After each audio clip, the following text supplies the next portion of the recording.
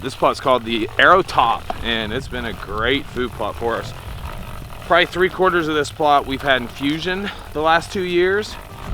And what we're doing is we're frost seeding this entire plot. Really good plot. This has been good. My son shot a great turkey. It's been a great turkey and whitetail plot for us. So expecting big things, but I'll tell you what, all these food plots, I'm getting tired.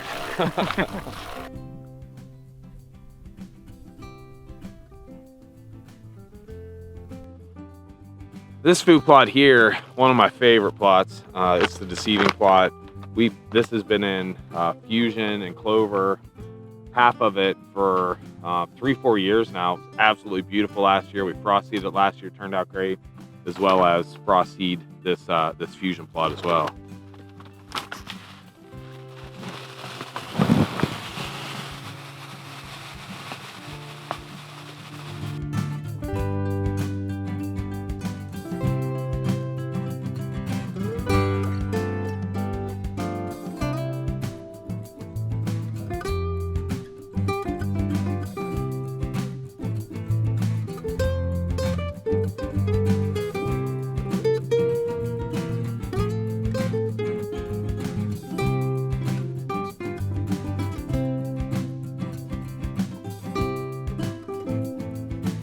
We receive a ton of questions from all across the country about frost seeding. So let's talk about some of the main questions that we receive.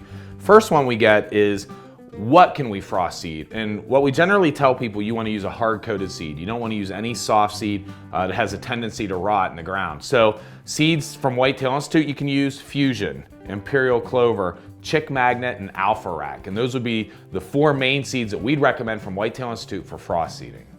The next question we get a lot of is, when do I want to frost seed? And it's different all across the country. I'm here in Northwest Pennsylvania. And for me, I'm looking right at the end of winter, beginning of spring, somewhere in that March, as late as April time frame. I've frost seeded before. But what you're really looking for is when that ground is freezing and thawing, freezing and thawing. It's going to suck those seeds in. You're going to have better germination. We also want to tell people that the best time of day to frost seed, if you can, try and frost seed in the early morning or later in the evening, because the ground's still hard. If you try and do it in the middle of the day, it can be just a muddy mess. You're spinning around. So that's just a little tip for me doing a lot of frost seeding. A lot easier to do it in the morning and in the evening. People from the South, we get that question a lot of times, is, can they frost seed? And they can. Usually you're looking at February.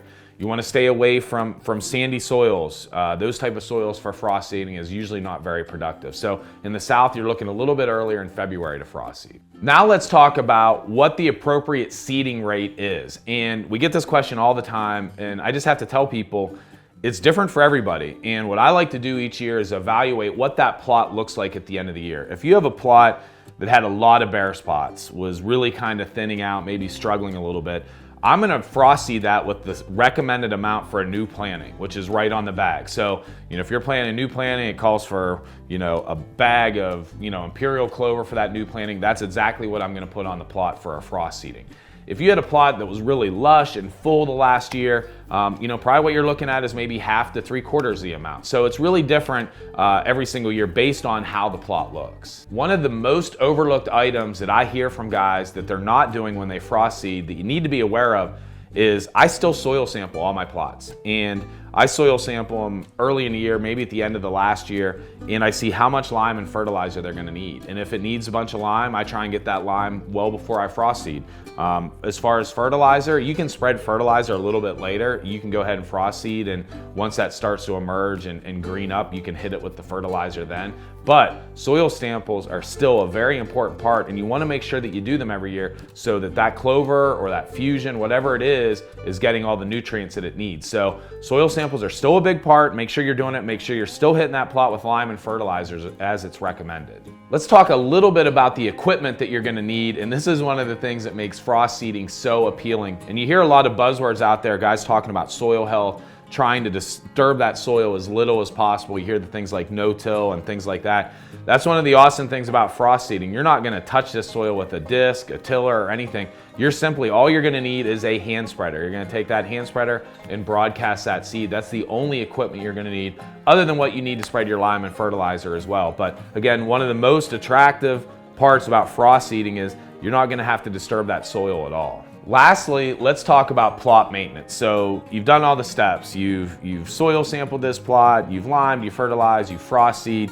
You got a plot that's really starting, but in the spring, most likely you're gonna be competing, you're gonna start have some weeds and grasses, and you still wanna maintain those plots. Maybe you'll have a plot that you don't have any weeds and grasses and you don't have to worry about it. But if you start seeing those grasses and those broadleaf weeds, when those plots get about maybe 4 or 5 inches tall, you're gonna wanna hit it with some herbicides. You know, from Whitetail Institute, they have Slay for the broadleaf weeds, Arrest Max for the grasses, and you might wanna make sure you use the Surefire crop oil as well. So just because you frost seeded doesn't mean you don't have to take care of that plot then the rest of the year. You don't wanna let those weeds overtake that plot. So if it needs it, you'll need to manage that plot, monitor it, check it. If it needs sprayed, you're gonna wanna hit it with the Arrest Max, Slay, and the Surefire crop oil. It is now the middle of August, and the last time we had you in here, it was late winter, early spring, and we were doing what we call frost seeding. And if you've followed us, you've seen that we employ this method a lot, especially for those perennial plots where you're getting some bare spots, or maybe it's not as full as what you've liked. I frost seed all my perennial plots every year, but other guys, they just take a look at the plots at the end of the year and they see the ones that are getting a little sparse or have some bare spots, and frost seeding is a great way to fill those bare spots in. So as you can see, we came in, we frost seeded this plot, and we have a beautiful, beautiful looking clover plot.